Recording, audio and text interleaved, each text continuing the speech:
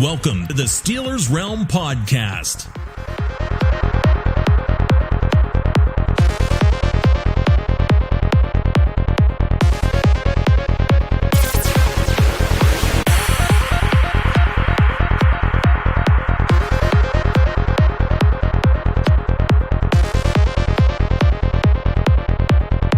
And now, here are the boys of Steelers Realm.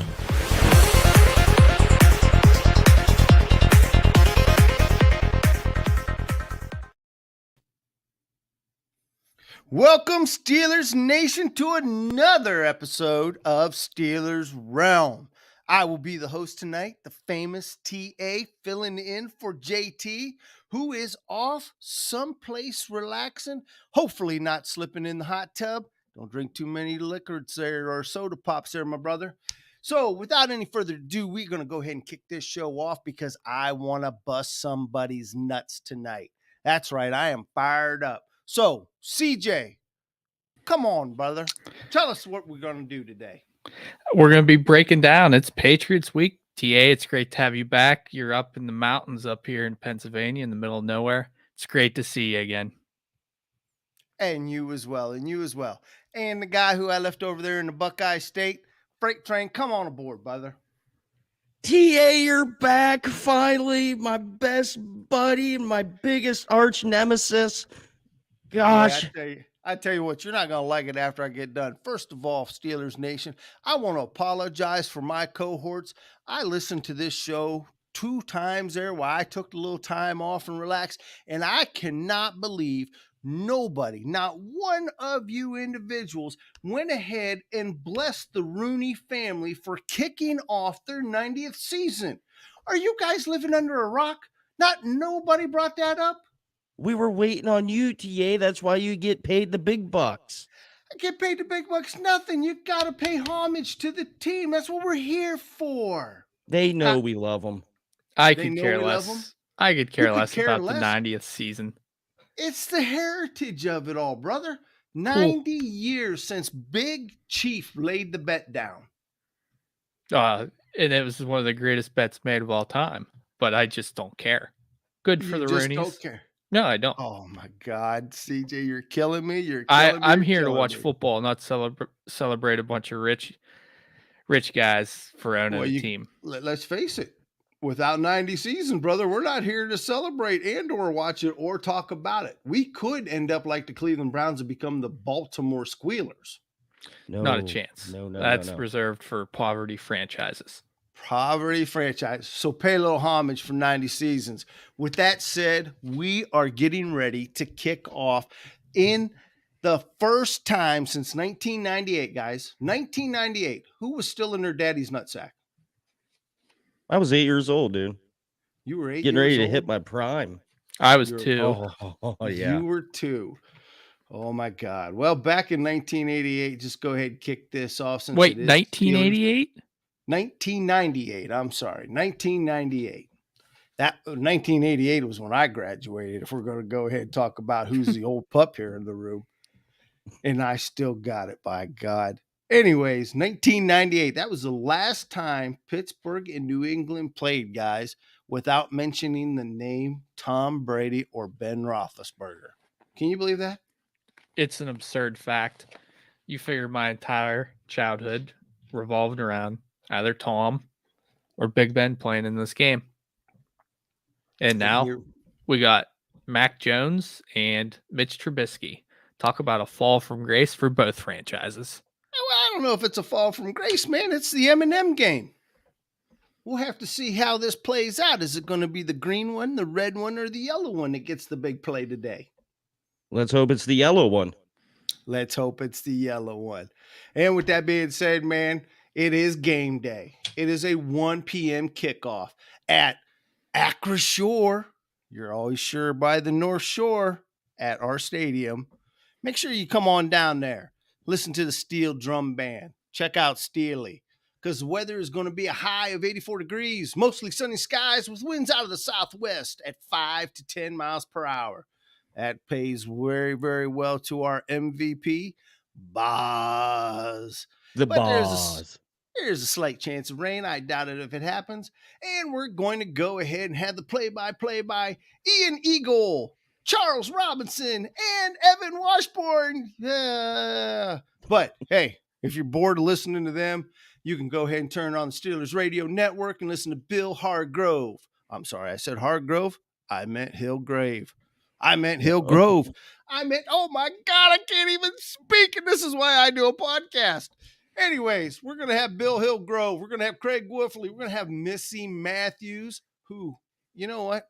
She might end up being like the number one female sports announcer ever for the Steelers. I mean, if you think about it, how long has she been with the Steelers? Anybody know? No, but I'll be honest, just kind of how she handles herself and everything like that. I don't expect her to be with the Steelers much longer. I could see her getting promoted, taking a promotion, NFL Network, ESPN, NBC, something like that. I don't know. I kind of think Missy's a homer. I think she's right where she needs to be and wants to be. Hey, it's all about that money. You know it? I know. It is about the money. And, of course, Max starts. Now, here's something, we need to change this or at least tie it up. Patriots own the all-time record at 17-16. We've played each other a total of 33 times, including 5 times in the playoffs, where we are a paltry 1-4. Now, all of you who's old enough to remember, Slash could have evened that score up for us a couple of times. But, hey, no sense in living in the past. Let's go ahead and get ready to move on. But first, I think we got a plug from CJ. CJ, tell us what the plug's about today. Hey, for all you sports memorabilia guys, everyone out there that likes collecting some great stuff, take a look at our sports artist, Willie Hobbs. Go to www.mytimeyourtime.com. That is www.mytimeyourtime.com. He's got great stuff all about Pittsburgh sports. You'd be amazed at some of the stuff that he has made, and it is great decorative stuff. I'm looking to pick something up myself. Yeah, I tell you what, the guy is very talented. There's no doubt about it. Matter of fact, I think a picture would look good in your room there, Freight Train. You need to go ahead and get on the website and pick up a little Willie Hobbs.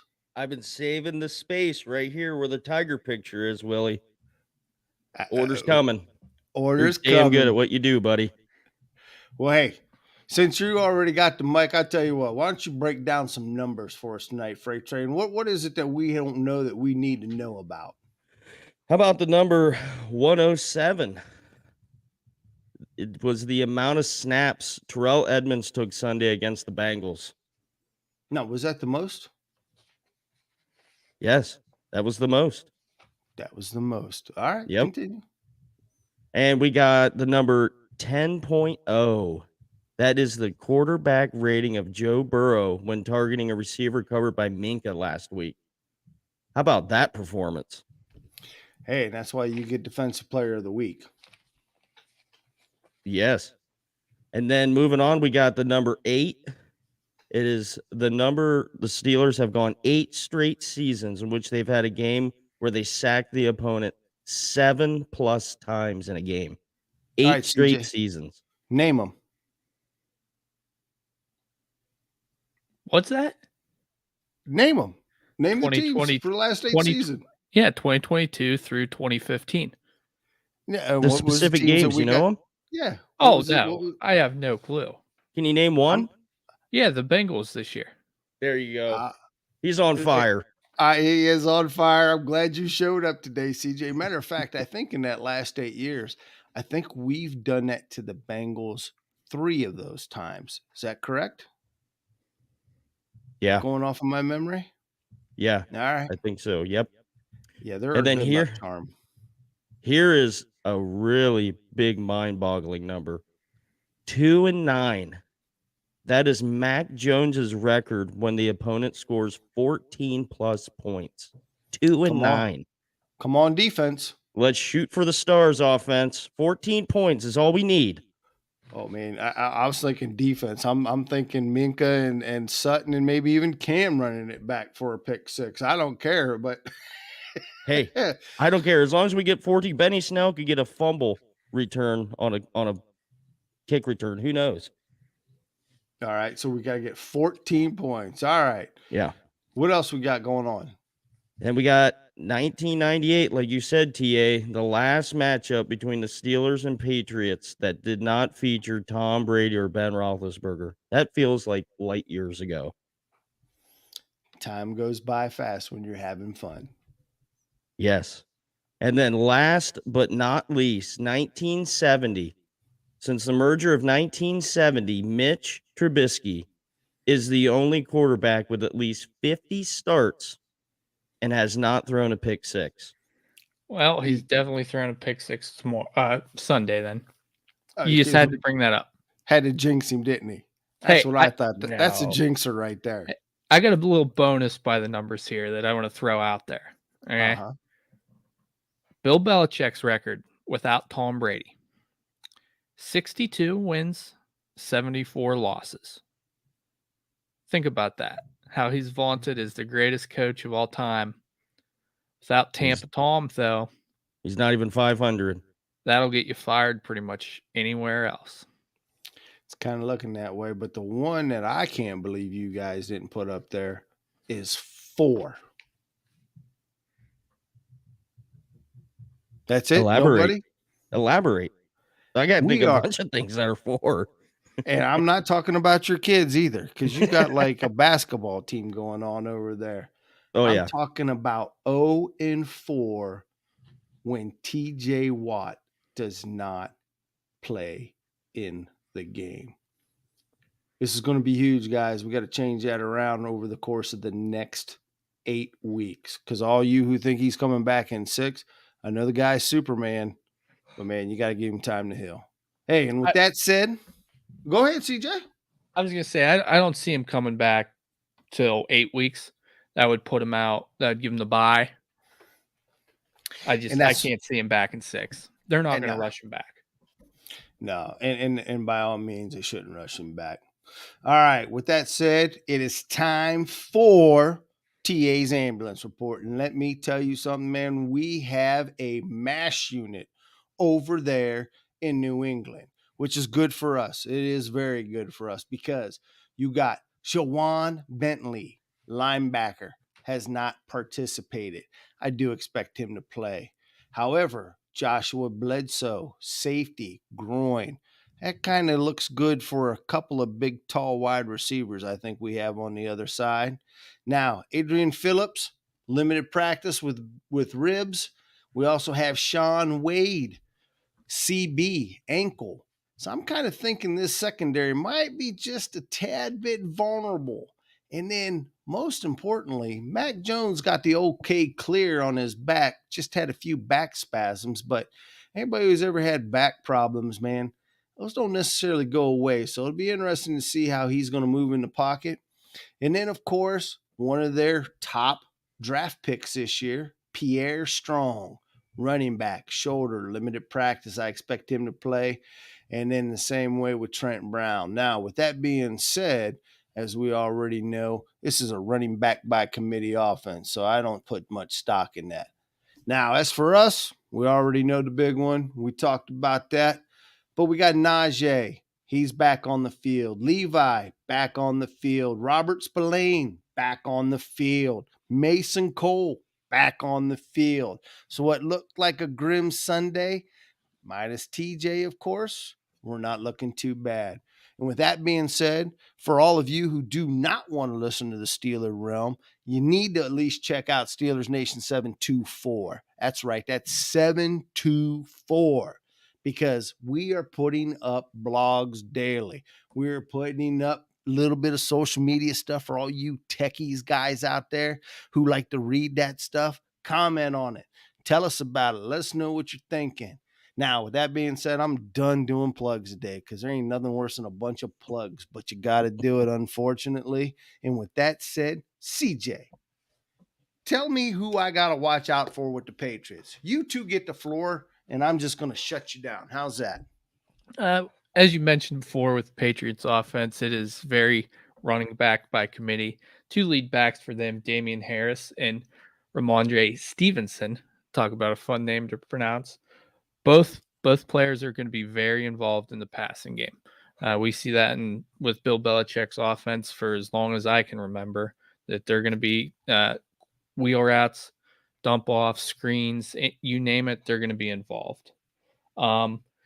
With that being said, with how the offense has been looking through preseason and week 1, it's going to be important to keep that ground game grounded, right? They struggled last week against the Dolphins. They fell behind early, and they had to throw it a little more than they like. So very important to shut that run game down early. Next one, obviously, is Mac Jones. We've heard before he's got a record of 2-9 when opponents score 14 points or more. It's going to be very important, right? He's a young quarterback who is still very experienced, but it seems that if he gets into a shootout and the other team's putting up points, we saw it last week in Miami, kind of presses. He had a sack fumble that gave the Dolphins 7 points early on that kind of put that game away. He's accurate. He doesn't move well. So if that pass rush without TJ can get to him, I think that's going to be very important for the Steelers defense. And the next one's their kind of number one wide receiver, if you want to call him that, Jacoby Myers. He's their number one target. He's got solid hands. He's always good sitting down in zone defenses. He's not a burner by any means. He's more of a possession guy. From a skill position standpoint, the Patriots are kind of meh, right? They want to go ground and pound, some quick screens, some quick throws. It'll be interesting to see how it matches up. It's a complete opposite of what Cincinnati wanted to do last week in Aaron and out. What are you guys' thoughts on it? Okay, so there's a lot to unwrap here. Okay, to start with the run game. Okay, they got Damian Harris and Ramondre Stevenson. Okay, if you remember, most of the Patriots' offenses within recent memory, they've always had that lightning and that thunder package. This is a lot like that. Damian Harris is mainly your first couple downs kind of guy, plays the pass game well. Ramondre Stevenson is the guy that's going to run it down your throat. They're going to utilize this. And we all know the mastermind that Bill Belichick is. He knows, especially with last year, our run defense was terrible. Can we put that together 2 games in a row? Is our run defense back? He's going to test it. And to go with Mac Jones, I mean, he's got that illness. He's not a scrambling type quarterback.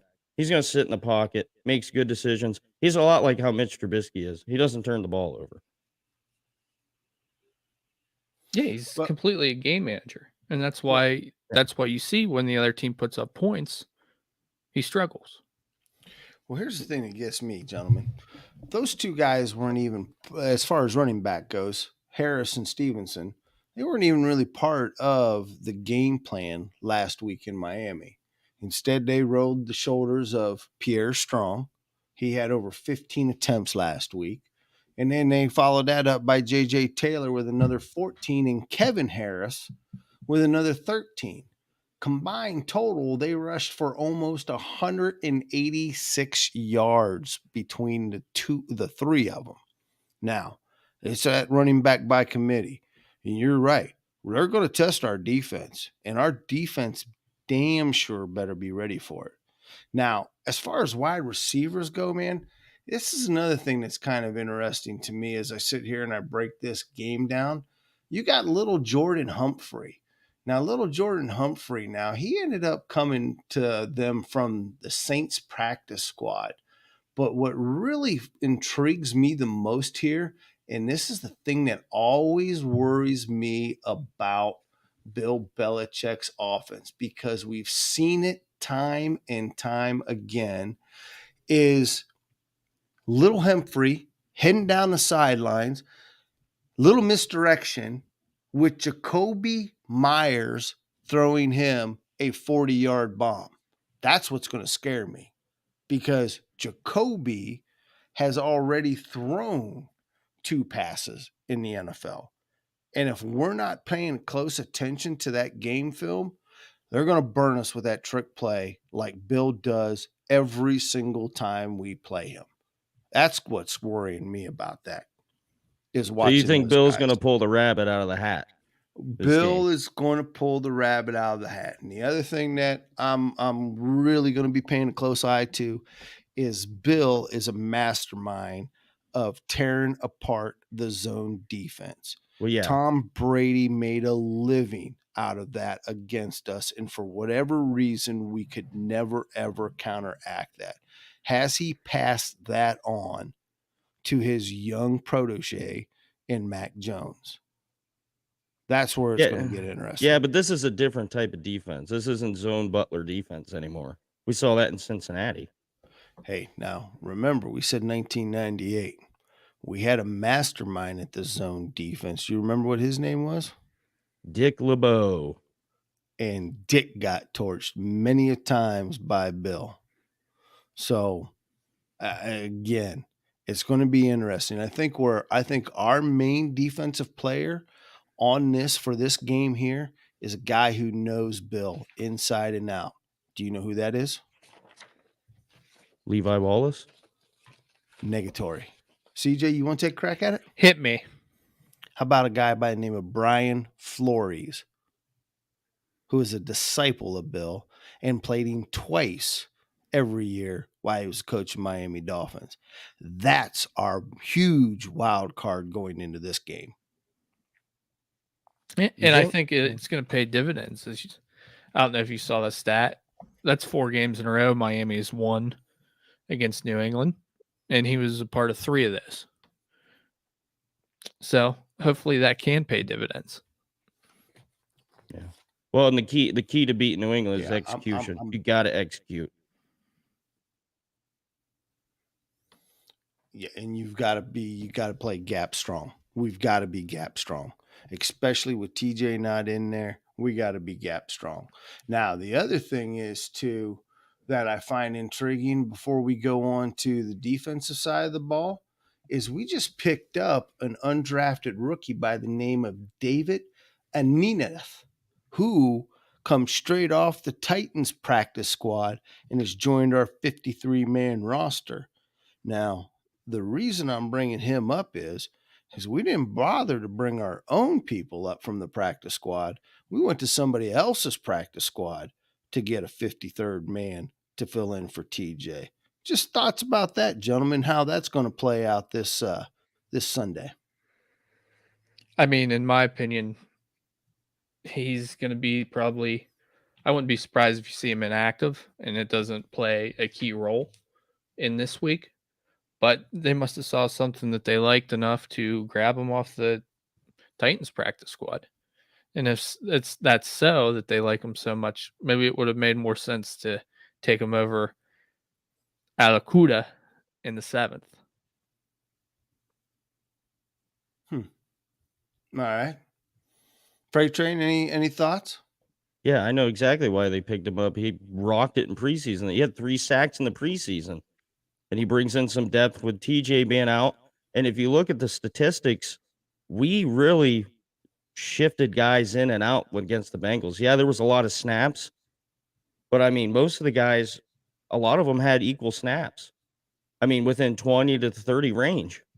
So they're trying to keep all these guys fresh. So they're bringing in a fresh body that had a good preseason, see if it can translate into the regular season. So at the end of the day, I think we might see him, CJ.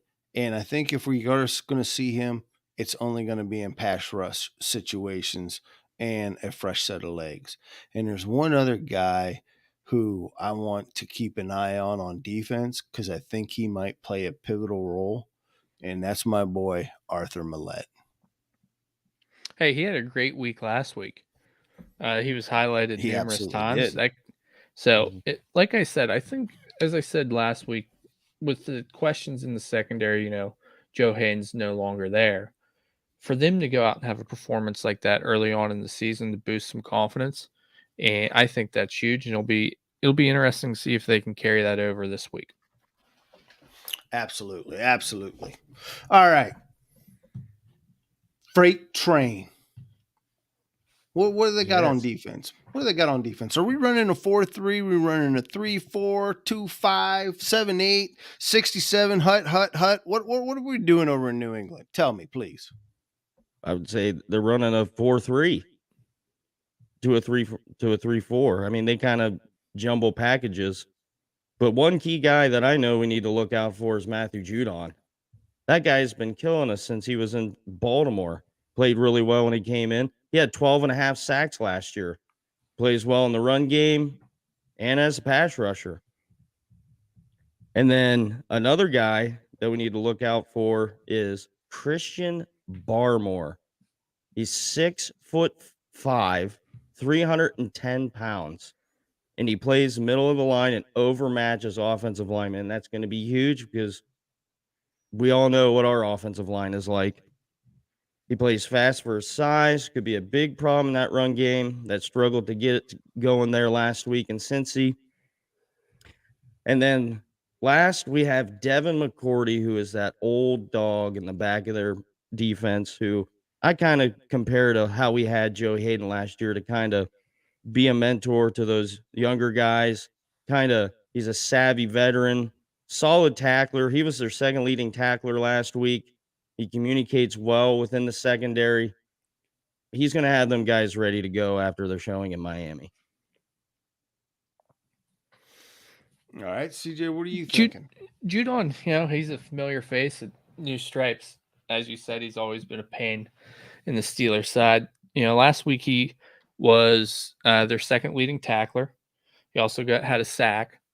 He knows what the Steelers. He knows a lot of players on the Steelers defensive side, but this is kind of a new look for him as the Steelers have gotten younger.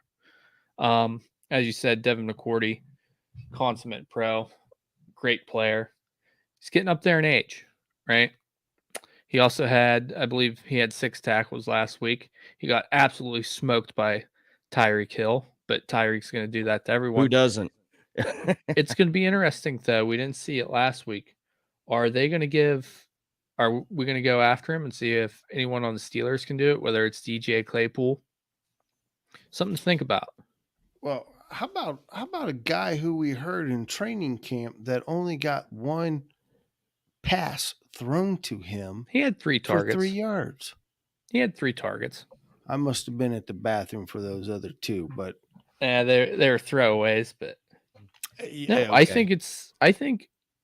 think they're ripe for the taking here in their secondary. I really do. They're vulnerable. They're certainly vulnerable, and we have the talent at the wide receiver group to put them on there. The problem, though, is will the D-line the offensive line, will they be able to neutralize that pass rush? Pats, they still had 3 sacks last week against a very good Miami O-line. What could they potentially do against the Steelers? Break the sack record? Well, and you guys bring up a good point. So with Christian Barmore, what concerns me is how healthy is Mason Cole? Because at this point in time, I think it's easy to say he's probably our best offensive lineman.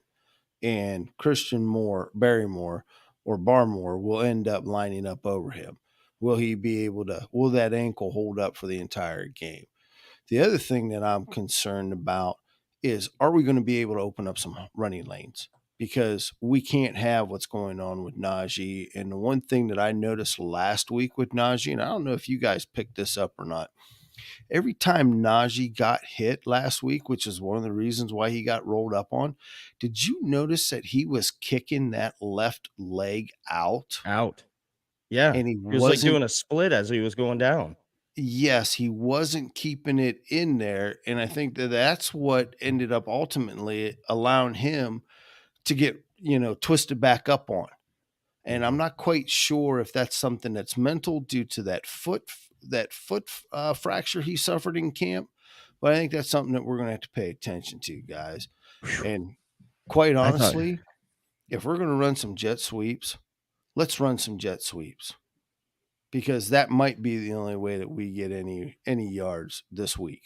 I'm thinking we're going to use that jet sweep this week more as a play action. Maybe find Fryer or Gentry over the middle. If you guys remember when Canada first came to the Steelers, we saw a lot of that for those first 7 weeks. And then as Big Ben kind of took over the show, that stuff kind of disappeared. I think there's a lot of different offensive concepts that they can break off of that. So it'll be interesting to see as the offense develops if it turns into more. Well, Because you how can't about just we use Belichick's medicine against him and have our wide receivers throw the ball? Open that up. You know, the run game has to get established in this game because you're playing in Bill Belichick's hands by turning yourself one-dimensional. We cannot have the same showing in the run game that we did last week. We have to get it going. easier said than done. especially with this team right now. Because they're going to sell. They're going to sell out to stop the run. Period. Yeah, They're going to gonna make Mitch throw beat the him. ball. Yeah, and it has to be downfield. They have to at least make completions downfield. They threw the ball downfield last week, but it was so far overthrown or not even close to the wide receiver's hands. Deontay makes a circus catch. We have to get some completions downfield to open it up, and that's going to help open up the run game as well. And let's face it, they only allowed 86 yards rushing against Miami. Yeah, Tua slung it around on him. He was throwing it around. 23. Yeah, 23 of 33 for 270 and a touchdown. So the question is are we going to open up this offense? Are we going to see basically what Matt Canada has been touting? Because anybody who watched last week, it looked like the same offense last year, except number 10 instead of number 7 was running it. And number 7 was a lot quicker getting the ball out of his hands than number 10. And seven can throw to wide open receivers, at least identify them. Right. Well, I'm going to give him the benefit of the doubt that it was week 1, but you can't put all the blame on Canada if the offensive line isn't going to legitimately give him time to look downfield. Yeah, okay. I completely. You have to have more than 2 seconds to be able to scan to where you're going to throw the ball. It's crucial that this offensive line gets together. That's the only way we're going to be able to take shots is if Mitch has a chance to sit back there and let the wide receivers get open. So let me ask you this question. All right. We've watched Tom Brady for years. Is it a matter of being able to scan, having time to scan the field? Is it more timing, or is it able to read a defense? I hate comparing anyone to Tom, but it's I'm just saying it's the last part there, right? His ability pre-snap to identify the defense and already know where more than likely he's throwing the ball is huge, right? That 0.3 of a second where he doesn't have to scan, he already knows is the difference. And let's face it, we watched Ben Roethlisberger do the same thing for years, which is why Ben was able to get the ball out so quick. He already knew where he was going to pre-snap. And that's the thing that I haven't seen yet with Trubisky is can you do it pre-snap? Because let's face it, guys, that's really what separates premier quarterbacks from your average quarterbacks. And we saw it with Pickett in the preseason. Look how quick he got rid of the ball. And he was predetermined on where he was going with that ball when he wanted to go with it. Yep. So it's definitely going to be pre-snap. The only problem is we are playing against Belichick, and just as good as we are disguising our defense, so is Bill. Well, a little bit of it is I think Mitch Trubisky got caught up second-guessing himself last week too. I mean, it came up in the run play where he held the ball out that we almost fumbled on. Stop second-guessing He's not yourself. a rookie. He's not a rookie. And go with your instinct, your football instinct. He's played enough, as you saw. This is his 51st start. If you're second-guessing yourself after 50 starts, we know how this ends. But we'll get into that later. We're 1-0. We're 1-0. There we go. And with 1-0, so now I got to ask you guys, what do you think in each of your own opinion, something we ain't talked about, what's the key to this game, to win this game? Something that we have not talked about, field position. With our anemic offense last week, losing TJ, every 5-10 yards is going to matter. I think it's going to be important that my boy Harvin is a little more consistent this week. Minimum need a net of at least 45.5 yards per punt on average. I think that's what he had last week. Any No, hang time you 42. want to put in there? Nah, I won't beat the guy up on hang time. All right. So he's got to at least average 45 instead of 42 45 and a freight half. train. Okay. All right. You got that, freight train? I got it. All right. That's the first stat I'm going to look at after the game. And I bet Just so I can rub it in CJ's face. All right. No, I'm just to build off that. When you're trying to win playing defense, you know your offense isn't great. You have to be great in special teams, right? Every 5-10 yards matters. You can't go out there and shank a 38-yard punt consistently. You just can't do it. All right. We've had this conversation 3 times. I'm not going to comment on it any further. Yeah, he sucks. We'll move on. All right, freight train. What's your key to the game? My key to the game, I have 2 of them, and one of them was Trubisky, so I guess I can't talk about that one. So I think the key to the game is the linebacker play this week. The linebackers are going to play a key role in this. Bill Belichick likes to utilize his tight ends. He usually has 3 or 4 on his roster at a time. It's going to be key to take that element out of Mac Jones's abilities. Devin Bush is going to have to be good in coverage. Miles Jack, same thing. And they're going to have to play it. I mean, they're going to have a big game. All right. My key to the game is going to have to be the wide receivers. They're going to need to make Mitch Trubisky look mortal, unhuman, Superman, the Avengers. We've got 4 talented wide receivers, and you throw in a Freiermuth. You can even throw in a Najee coming out of the backfield. But the spectacular catches that Deontay made last week, we're going to need every time that ball is thrown, a wide receiver has to come down with the ball. I completely agree. They're going to have to win the 50-50 balls this week, period. They're going to have to win the 50-50. All right. With that being said, now it's time for a little prediction on who's what. And as we already know, CJ and TA are fast out of the gate at 1-0, while Freight Train and JT are still sitting on the porch. I'm coming back for vengeance. 0-1. So with that being said, since JT ain't here, anybody got his prediction? Yes, I do. He's got Steelers 24, Pats 20, Highsmith with 3 sacks. Highsmith with 3 sacks. Wow. Hell, if that happens, he might set the single season sack record by his bye week. Right. I mean, he could be at what, 53 by the end of the year? 51. Close enough. 51, that's close enough. All right. Did JT happen to give a score there? 24-20. 24-20. All right. So CJ, what are you predicting there? Since you were the man of the hour, nailed it at 23-20, or do you think you can do it again?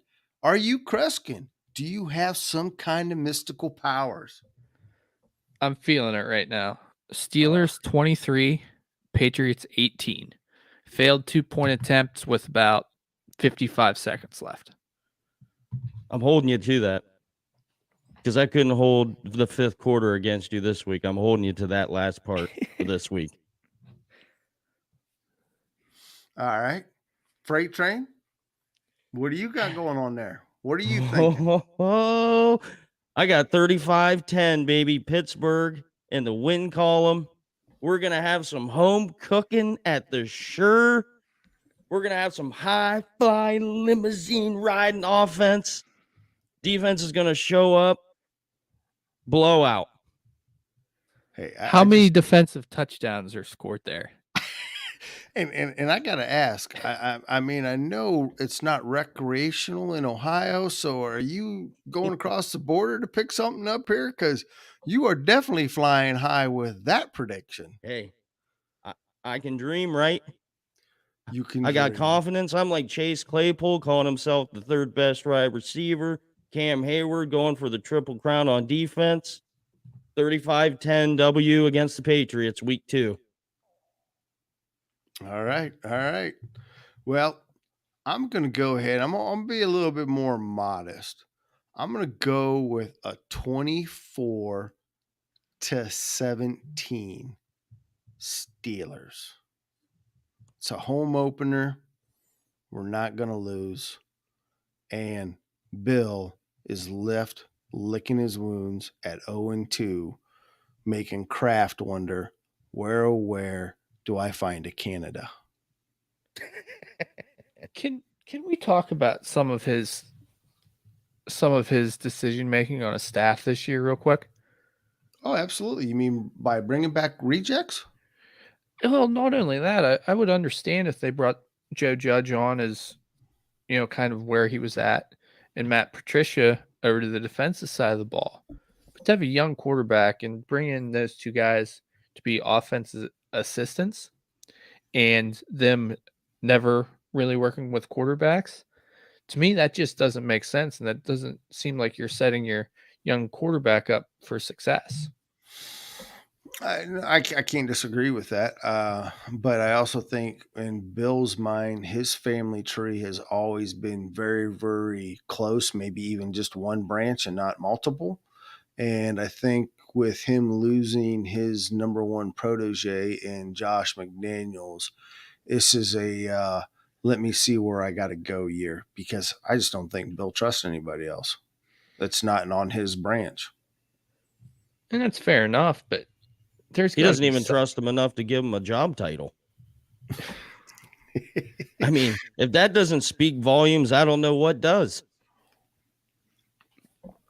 Yep, that'd be like us calling TA by his first name. And that would be Joe Blow. It just to me, it doesn't, unless he thought he was going to hire someone and they left, they took another job elsewhere. It doesn't seem smart. Then there's that, I don't know if you guys are aware with his contract, he gets a pool of money. What doesn't get spent on assistants goes right into his pocket. So he just packing it in, taking that retirement. Something to think about. Could be he lives pretty modest. Maybe he needs another dog, or he's actually saving, Kraft from free rubbing tugs. It's hard to say where we're at on that. Who knows what the man's doing. But I will tell you, where are we at for our AFC North matchups? Is there anyone that stands out that looks like by the end of the week we could be 2-0 at top of the division? Well, one matchup, we got Miami heading into Baltimore. So that offense could give the secondary of Baltimore, a real test. The Jets head into Cleveland. As much as I hate to say it, I'd have to favor Cleveland in that one. And then Cincy heads to Dallas to play the essentially quarterbackless Dallas Cowboys. Dallas is riding with Cooper Rush. That's oof. Cooper Rush. Oof. Talk about just bad quarterback play in that Jets game that some poor souls are going to be watching. That's going to be bad. Joe Flacco versus Brisket. Because I know that Brisket's dry and fried. I actually think the only thing that saves Cleveland is a running game. If not, I look for Flacco to bounce back. Shake a little rust off. Show a little Magic Joe left inning. He's gonna be the Ryan Fitzmagic this year. Joe's gonna find lightning in the bottle at least once. His beard ain't big enough to be Fitzmagic, Todd. TA, sorry. Ooh. Well, let me ask another question here.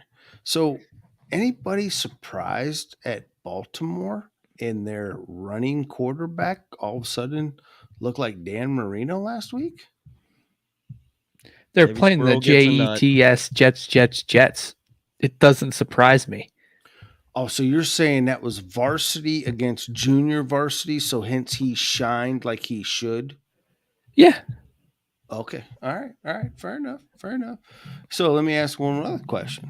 Is anybody surprised that Mason's still on the roster and not on his way to Dallas yet? I am very surprised. I thought that would be a Steelers' good asking price must just be way too high. All right. And that could be. All All right. Hey, I got one more thing while we're heading around the league here. Uh-huh. All right. It's kind of a little factoid. For the first time since November of 2020, the Detroit Lions are favored by 1.5 points to win. That is since November of 2020. Hey, thank God for Hard Knocks. Look what it did to the Raiders.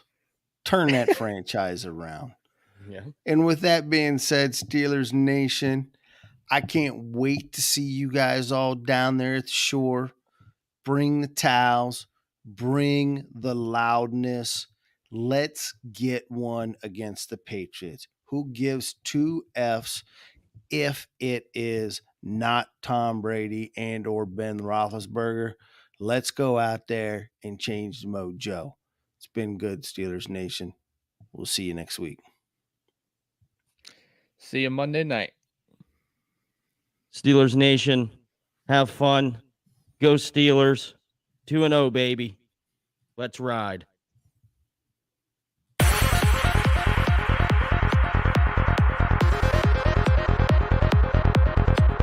Check back next week into the Steelers Realm.